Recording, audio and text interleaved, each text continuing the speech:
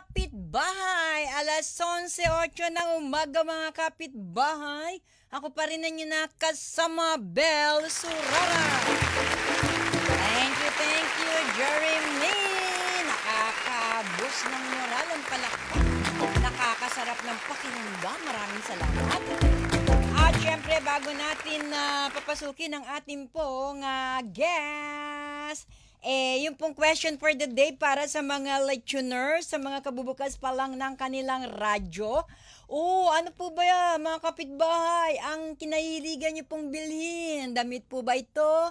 Sapatos po ba? Bag po ba? Or relos? O mga gamit sa bahay? Sabi ni Marge Botos, damit po. Mahilig lang po akong mag-collect ng mga damit. Tama yan.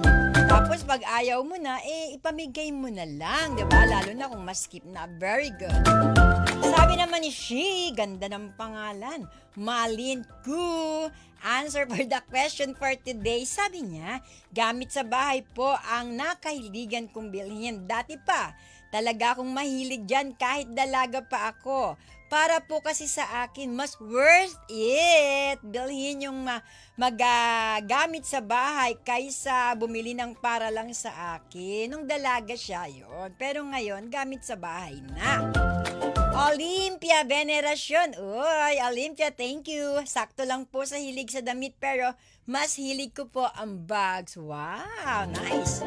At syempre si Jim Rosario, The Future. Kuya, katunying daw Kinahihiligan ko pong bilhin ay damit. Mapapanood niyo po si Jim Rosario pag linggo po. Yan, isa po yan sa aming mga trainees sa kantahan na hosted by Ian Agzalud at nag-message nga po si Ian. Sabi dito, isinulat ko po Sabi niya, ako po Tita Bel, dati-dati pa, ang kinahihiligan kong bilhin ay, nasa na yung sinulat ko? Kay Ian. Ang haba kasi. Saan ko ba yung sinulat? Ayun. Teka muna ha. Sabi dito ni Ian, bago natin papasukin ang ating guest Ngayon, ang lagi ko nang binibili, Tita Bel, mga gamit ng anak ko like gatas, diapers, vitamins, food na mga bata. Hindi po bale na wala na ako sa sarili. Basta po sa mga anak ko, meron akong ibibili. Yun ang priority ko mga anak ko. Very good data. Very good daddy. Tatay talaga. Tatay na si Ian. Okay, nasa linya na ng ating komunikasyon. Ako, ito ay napakahusay sa mundo ng teknolohiya. Si Mark Santillan. Hi, Mark. Tawagin ko na lang siyang Mark. Bata pa po ito Hi, Mark. Hi, ma'am. Hello. Hi, ma'am. Good morning. Yeah, kumusta ka, Mark? Ayos lang naman po. Umuulan po dito Belated sa happy Palawan. birthday. Belated happy birthday sa'yo nung Mayo. Diba? Thank you, ma'am. Ayan. Alam niyo po ba si Mark, dynamic entrepreneur yan na nakabase po sa Puerto Princesa, Palawan. Napakagandang lugar yan, Mark. I've been there. Yes, ma'am. Totoo, Pasyal I've po been kayo there. dito. Last year nandyan ako with my pamangkin. Hello kay Deborah Manalo and Brother Sander at belated happy birthday sa kanilang anak na si Samiel at si Sachi. Di ba taga Palawan yan? Puerto Princesa. Okay, Mark. Maaari mo bang ikwento kung paano ka nahilig sa mundo ng teknolohiya? Sakto yan tamang-tama dahil ngayon, kailangan makaagapay na sa technology. At ang mga Thunders, laging sinasabi sa akin, kabilang ako sa Thunders, Mark aminado ako dyan, pero okay lang. Hindi ako techie, sabing ganyan. So ikaw, paano mo ba ikinahiligan yung technology? Well, back days po sa high school po ako. Yan. Wow, Mahilig po kasi school. ako magkalikot ng mga panahon na yun, ng mga projector, computer. Wow. Sa computer laboratory po, tao pa ako ng computer laboratory mga panahon na yun. Ako rin po yung nagtotroubleshoot ng internet noon. Galing. Yan, mahilig po ako magkitikot ng mga CPU, yan. Kung ano-ano na lang po na regarding po sa technology, sa mga computer, mga gadgets, ayan. Even po yung mga kamag-anak ko, every time na pupunta sa bahay, magpapayos ng cellphone, magpapayos ng laptop, mga ganon. So, parang that time na-realize ko po na there's something here in technology na parang interested ako lagi sa technology po. Kaya yun, na yun po yung inadapt ko siya until now, na Mm. nagamit ko po siya na hindi ko akalain na magiging negosyo ko rin po pala siya Oo sa nga. panahon ngayon. Oo nga. Naku, baligyan natin ng palakpakan si Mark. Ang bata pa niyan, Thank Jeremy. you po. Meron na yan negosyo. Katulad mo, Jeremy. Pwedeng-pwede kasi, Jeremy kasi, ang aming audio engineer dito, Mark. Parang ikaw lang yan eh. Mahilig sa teknolohiya. Eh, sabi mo nga, high school ka pa, ay na mahilig ka na, no? 'Di ba? Tapos Yes ngayon, po. na hanggang sa ginamit mo itong yung pagkahilig sa teknolohiya para magtayo ng negosyo, 'di ba? Tama ba? Yes, ma'am. Oo Yes at po, yes oo po. at sa kasalukuyan nga nagme-may-ari ka ng isang digital company. Paano mo ito naitatag, Mark? Ano yung nagbunsod sa iyo bukod sa pagiging mahilig ka sa technology upang ito ay maitayo? Well, before po siya naging Links Digital, I Mm. started my career po as a freelance graphic artist way Wow. back 2 years ago. Oo. Yan po. Nagle-layout po ako ng kung ano-ano, tarpaulin, calling Mm. cards, binibenta ko po siya Yun, no? online, saka offline naman po pag may printed na po ng mga calling card, Mm. mga tarpaulin, Mm. mga invitation. So, nag-start po ako as a graphic artist. And then, later on, na-realize ko na why not mag-acquire ako ng new skills Mm. para magamit ko in the future. Kasi ganun Mm. po ako, like, para sa akin po, we should be learning every day ng mga Oo. bagay-bagay na pwede natin magamit sa mga susunod pa ng mga araw. So yun po, inaral ko po yung virtual assistants, yan yung mga kailangang skills para po magkaroon ng ibang skill set na kailangan po sa online digital marketing. So Ayun. yun po, kaya ko po siya tinatag yung Links Digital. That was pandemic before po. Oo. Kasi of course, as a freelancer po, ang natutulungan ko po talaga usually is mga businesses from ibang bansa. Mm. So mga client ko po is from US, Canada, Mm. Australia po, yan. Mm. Sila po yung mga usual po na clients ko as a freelancer. And then, nung nag-pandemic po, it was really devastating para sa atin. Makita Oo. maraming mga negosyo na nagsasara kasi Oo. nga po, we tend to have ano po traditional business na Yes. may opisina po talaga. So Yes. nung pandemic, nagsarahan po sila. That's the time I realized na I think I need to do something para po makatulong man lang sa ibang mga business, especially sa mga small businesses. So kaya po nagkaroon ng Links Digital, kaya po siya Links kasi we wanted to help the businesses to link for their target market. Kaya po siya may Wow. Links Digital. Wow, napakaganda ng Yes. layunin ni Mark ano para Yes, ma'am. makatulong siya sa medium, small Yes enterprises. po. Di ba ang galing-galing naman? Tapos before siya naging may-ari ng isang digital company, freelance graphic siya, artist, no? Sabi niya kanina nagle-layout. Mark, edi syempre, yung mga nakikinig ngayon, sabi niya, pwede pala akong magpagawa ng calling card kay Mark.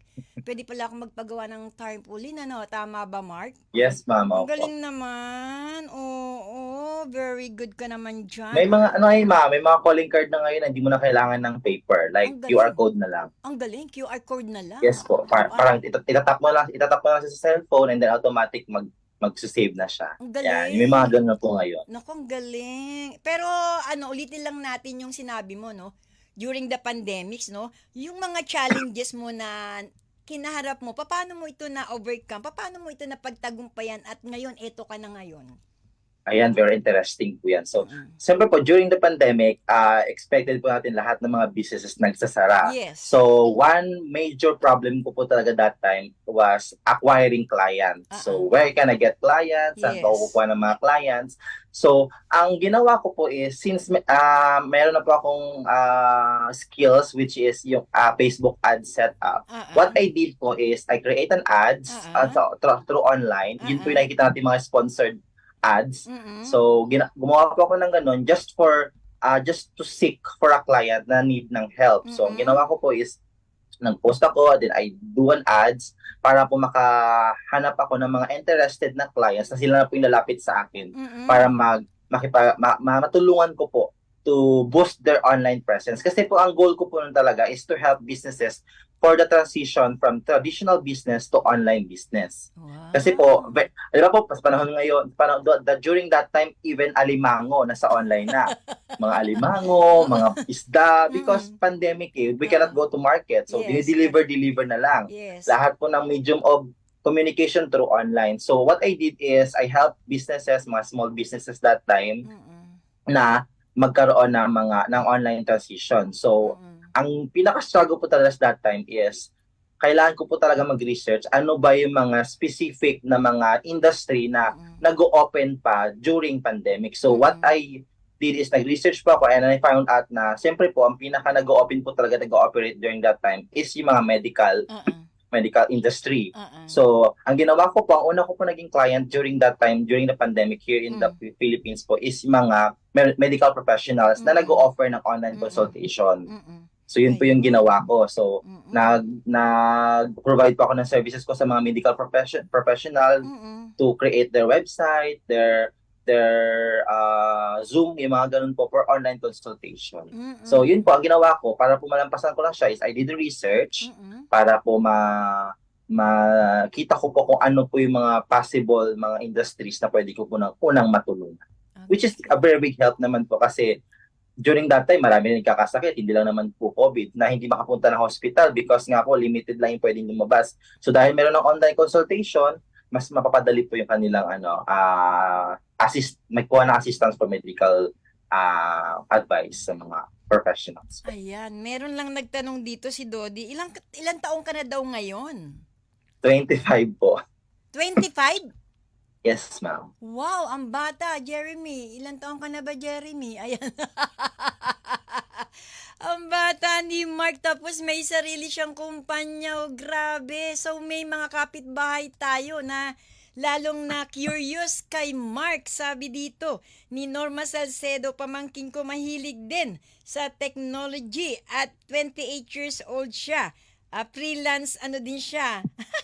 Freelance graphic artist. Pwede rin pala siya maging katulad ni Mark. Oo, Yes, ma'am. Norma, pwede. O ngayon, Mark, ha, marami tayong kapitbahay, ha, yung anak nila. Kasi yung mga nakikinig at nanonood sa atin, syempre, mga mother, mga lola, yung mga apo nila, nasa mundo rin ng teknolohiya. Ano ba yung pwede mong ibigay na tip sa kanila para sila man maging katulad mo? Kasi 25 years old, meron ka ng business, meron ka ng kumpanya, di ba? Nakakaano ba? So, Nakaka-amaze, 'di ba? O kasi ang anak ko 38 years old, teacher naman siya. Yung isa naman ay employee, IT din. Nasa IT world din siya. Sige. So, advice ko lang po is for those mga katulad ko po na mahilig sa mga ganyan, mga technology, mga Yes. gadgets, Oo. mga digital products or Oo. digital aspect po. Oo. Just keep on discovering yourself. Kasi po during that time, nagdi-discover pa naman ako sa sarili ko kung ano yung Yun. gusto kong gawin. Ayun. Actually po, education po ang kinuha kong kurso, but I Mm-mm. didn't pursue teaching. Kasi ito talaga yung parang pinakagusto kong gawin, like magkitikot ng kung ano-ano, mag-discover online. So tip ko lang po is continue doing what you love kasi po that will bring you on top. Kasi once you do it with love, kapag gusto mo yung ginagawa mo, I'm pretty sure po, tapos sabayan mo ng dedikasyon, ng determination, and of course, faith kay Lord, wag pong mawawala yon kasi those are the things that will make you on top, that will make you successful and unrecognizable. Ayan. Eto mula, wow, Tita SP, thank you for the question. Sabi ni Tita SP, syempre, Bel, hindi naman agad siya nakapagtayo ng kumpanya. At bago niya naitayo yan, meron siyang mga pinagdaanan. Syempre, papaano siya nagkaroon ng puhunan sa pagpapatayo ng kumpanya. Ayan, Tita SP, sige. Ayan, sige ma'am. Actually, very masaya po ako na binabalikan ko yung mga previous experience ko. Kasi po, actually po, believe it or not, I started Links Digital without any cost Oh. na puhunan po. Ayan po. Kasi po, ang ginawa ko po kasi, I prepared a package na yun po yung binebenta ko sa mga client, sa mga prospect ko. So, what I did po, I always require upfront payment. So what I did, siyempre po ang goal ko noon is matulungan. So what I did is upfront payment po, yun po yung pinapaikot ko para po mapagulong po yun sa Facebook ads management, yun po yung binabayad namin kay Meta. So hindi po dahilan na wala po tayong puhunan to start a business. You just have Ayun. to be ano lang po, madiskarte. Kailangan nyo lang po, sabi nga po, di ba, a businessman should always be a solution provider. Hindi po tayo dapat laging tumingin sa problema. Look Ayun. for something solution po agad. So, nung pinagdaanan ko po yun, hindi naman po ganun kalakihan ang kinikita ko. So, what I did is, I prepared a package, I sell it, and have upfront payment. Yung upfront payment, yun po yung ginagamit ko. Until po na, para paikutin. Ayun. Ito Ma'am Janet Skilazo. Nabanggit niyo to kanina, siguro listener lang si Ma'am Janet, hindi niya masyadong narinig yung mga binanggit mo. Sabi niya, mula kay Ma'am Janet Skilazo, Sir Mark, kailan ka po ba nag-start sa iyong digital marketing world? Sabi niya. I started po sa freelancer pa lang po ako nung mga panahon na yun. And then siguro po, nag-start ako year 2021 to put up this links digital. Ayun, Ayan po, year 2021 daw then, po. yes 2021 daw po. po, Ma'am Janet, siya nag-start. Ayan. From Norma Salcedo ng Makati. Yan. Yung pamangkin ko, sabi ko kanina, Bell ay nasa digital world din. Ibig sabihin na mahilig sa gadgets. Pero ano ba, tanong natin kay Mark, sabi niya, ano ang disadvantages and advantages ng pagiging mahilig sa gadgets? Siyempre daw may mga disadvantages yan, Mark. Para sa'yo. Thank you, Para sa Norma. akin po kasi is, pinaka-important, kaya po sinabi ko kanina, discipline. Kasi Yan. po, ako po dati po lulong din ako yan sa Facebook. Mahilig din ako gawa sa Facebook, sa YouTube, sa ML, kung ano nang pinanggagawa ko. But then I realized na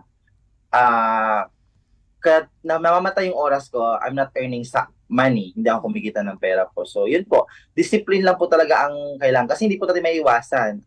The only one that can control is yourself.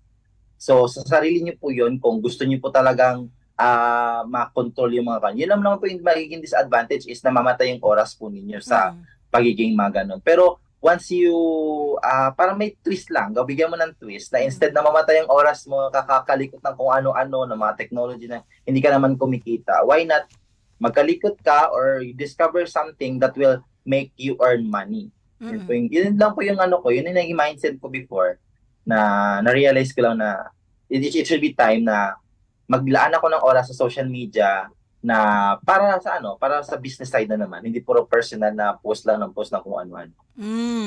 Ayan. Ito naman mula kay Teacher Emily ng Binyan, Laguna.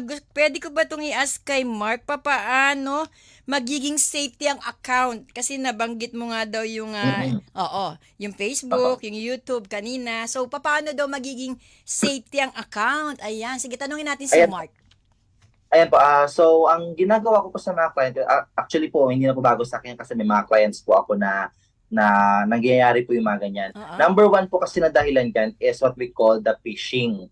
So may mga email po yan, mag-ingat po kayo sa mga email na pinapadala, akala natin legit, pero yun pala is hindi. Like for example po sa mga email, like yung mga video, yung mga Gcash po, kung ano-ano po na sinesend na, which is hindi naman po talaga siya trusted or hindi po talaga siya legit na mga. Ngayon po, may link po doon na i-click niyo, tapos pag na-click niyo po, hihingin yung account niyo, and then pag nakuha po nila yung account niyo, yun na po. That's the time na pro na po ang inyong account. Ngayon, advice ko po sa mga client ko, pwede ko pong advice sa inyo is to turn on your two-factor authentication or use an email. Meron po kasing email, I'm not sure kung available na po siya sa mga ibang software. Meron po kasing tinatawag na hide my email, which is yung totoong email niyo po is parang magkakaroon lang siya na another email na muka. For example po, kayari po sa akin, linksdigital@gmail.com. Ngayon po, mayroon po tinatawag na hide my email na yung linksdigital@gmail.com magiging something, ibang characters po siya. Like for example, 1234@gmail.com. So yun po yung mukha na yun po yung nakikita ng mga, yung mga hacker, ng mga scammer. Ngayon lang po makikita nila, pero hindi na nakikita yung totoo mong email. So mayroon po yung option doon. I'm not sure kung available na po siya sa lahat kasi sa iPhone, sa mga iOS po meron na po yun na i-hide nyo po yung email, yung identity ng email ninyo para po hindi po siya ma-prone sa mga kan. Basta po, number one po is i-turn on nyo po yung authentication number, and then I do advise na use number na hindi po nakalagay doon sa mobile phone po ninyo. For example, yung number po ninyo na ginamit sa Facebook, dapat po ay do suggest po na mayroon kayong backup na ng number ng inyong kapatid or mother or kung sino man po na pwede nyo pong malapitan just in case na meron po nangyaring hacking sa inyong account. Ayun, wow, ang ganda. Sabi ni Ma'am Janet Lazo, so inspiring. Grabe, nakakatuwa ka, Mark. Sabi niyang ganyan. Thank you po. Oo, ayan, ang dami-dami mong nai-inspire. Yung mga kaklase ko nung high school, nai-inspire sila, nakikinig sila. Pero eto, Mark, in the interest of time, alam niyo po mga kapitbahay, isa po sa awardee si Mark kaya nais natin siyang i-congratulate. Congratulations sa iyo, Mark, being an entrepreneur. Syempre, awardee siya. Wow, ayan ang palakpak for you. Awardee po siya ng 2nd Philippine Finest Business Awards and Outstanding Achievers 2024. Thanks so much. Ayan, from Ma'am Laling, congratulations of La Visual Corporation.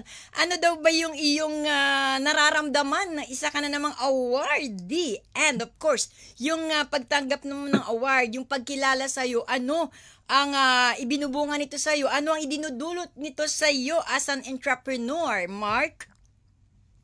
Actually po, I feel so overwhelmed right now. Even po yung mga panahon pa na nalaman ko na award na naman po tayo ulit. Actually, hindi lang po isa, tatlo na pong award. Yeah. And po, very overwhelming po at the same time po, very rewarding para sa isang katulad ko na sumikap na itaguyod yung ganito pong business po. So, yung pinaka naging gain ko po dito, pinaka naging nadulot po talaga itong award po na ito is of course, nagkaroon po tayo ng mas kumpiyansa sa sarili na we are not just a digital company. We are a multi-awarded digital company na pwede natin ipagmalaki po sa hindi lang po sa Pilipinas kasi we cater worldwide naman po eh. So, and po, isa po sa naging nadulot po nito is more on exposure, especially po sa media exposure. Napakalaking tulong po nito na we don't just, hindi lang po natin na papakita na we can do better po, hindi lang po dito sa lugar natin, kundi po sa ibang bansa rin po.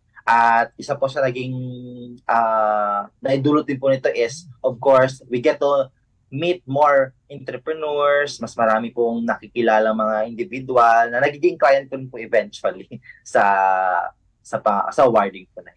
Ayan. So, at this time, nasa iyong pagkakataon, Mark, to shout out yung mga nais mong batiin at i-shout out. Go ahead, Mark, before we end our interview. Ayan. So, I'd like to take this time po para i-greet lang po yung team ko sa Leeds Digital. I have one graphic artist and isang copywriter po.